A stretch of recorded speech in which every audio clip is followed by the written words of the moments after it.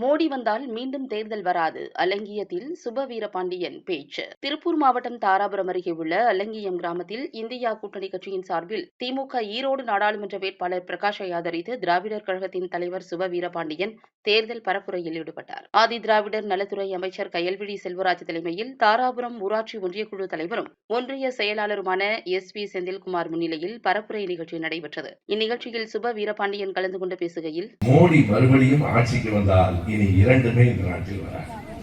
எந்த ஒரு மத பண்டிகையும் வராது, தேர்தலும் மறுபடியும் நாட்டுக்கு வராது. இந்த தேர்தல் யார் வெற்றி பெறுவது என்பதை தீர்மானிப்பதற்காக நடக்கிற தேர்தல் இல்லை. தொடர்ந்து இந்த நாட்டுக்கு தேர்தல் வேண்டுமா வேண்டாமா என்பதை தீர்மானிக்கிற தேர்தல். நான் பொய் சொல்லலைங்க. அவர்கள் சர்வாதிகாரிகள்.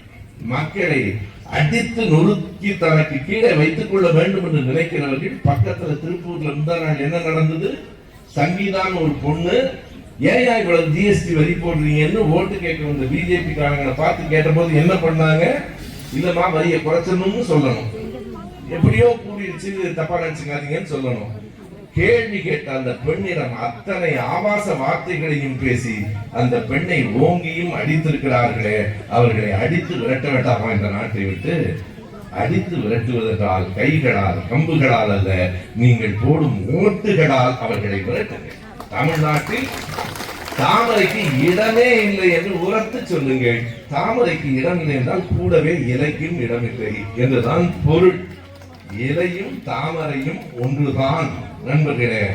அது இலையாக வந்தாலும் சரி, தாமரை மலராக வந்தாலும் சரி, அல்லது பலாப்பழமாக வந்தாலும் சரி, எல்லாத்தையும் குக்கரில் வைத்து வேக வைத்து விடுங்கள். நமக்கும் அவைகளுக்கும் தொடர்பு இல்லை. நம்முடைய சின்னம் உதயசூரியன் தான்.